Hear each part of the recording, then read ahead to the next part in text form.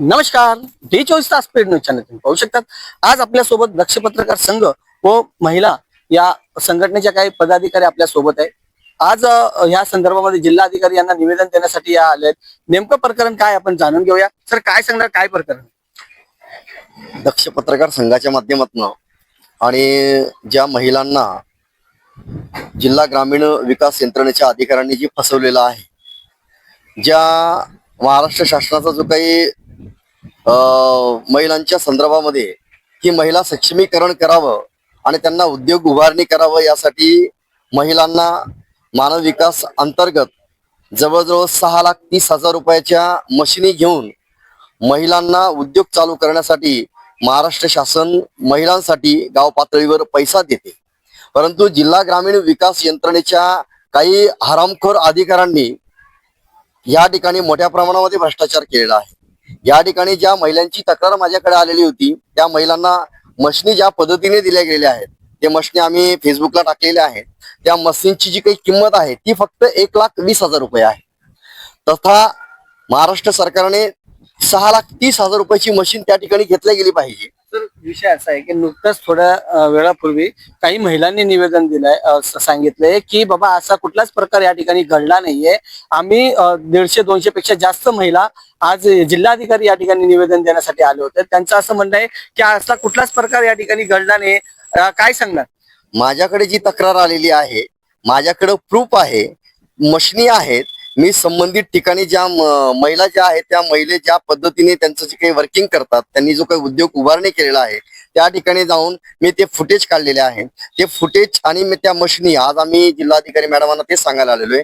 आमचं गुरुवारपासून बिराड आंदोलन आहे, आंदोलन राहणार आहे असं यांचं म्हणणं आहे. सर काय सांगणार? तुमच्या संदर्भामध्ये तुम्ही निवेदन दिलं होतं, तुमच्या संदर्भामध्ये देखील काही महिलांनी सांगितलं की ते आमच्या गटामधले नाही असं त्यांचं म्हणणं आहे. काय सांगणार? सर सगळे बचत गट हे लोकच आपला ऑनलाईन झालेले आहेत.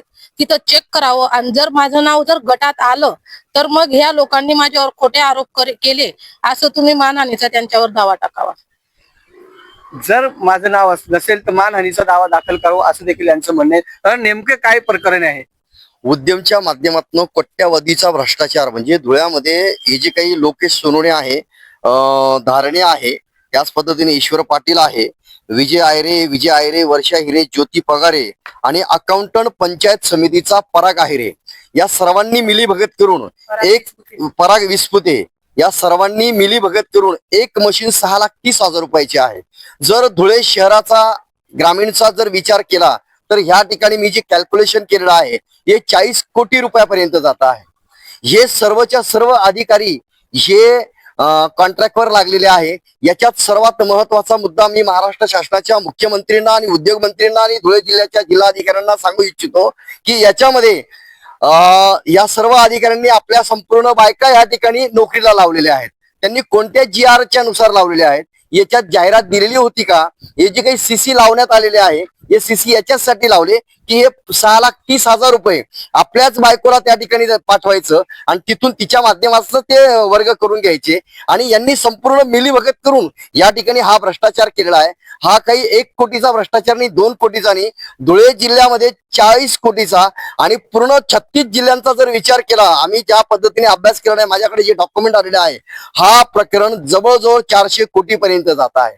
माझं आता असं म्हणणं आहे, हे धुळे जिल्ह्यामधले जिल्हा ग्रामीण विकास यंत्रणेच्या माध्यमामध्ये मी ज्या तक्रारी केलेल्या आहे, माझा ती तक्रार नाही. माझी उद्योग मंत्री जे उदयन साहेब मुख्यमंत्री जे आहेत, ज्यांच्याकडनं हा निधी होतो, त्यांना हे सांगायचं आहे, हे धुळे जिल्ह्यापुरता मर्यादित विषय राहिलेला नाही.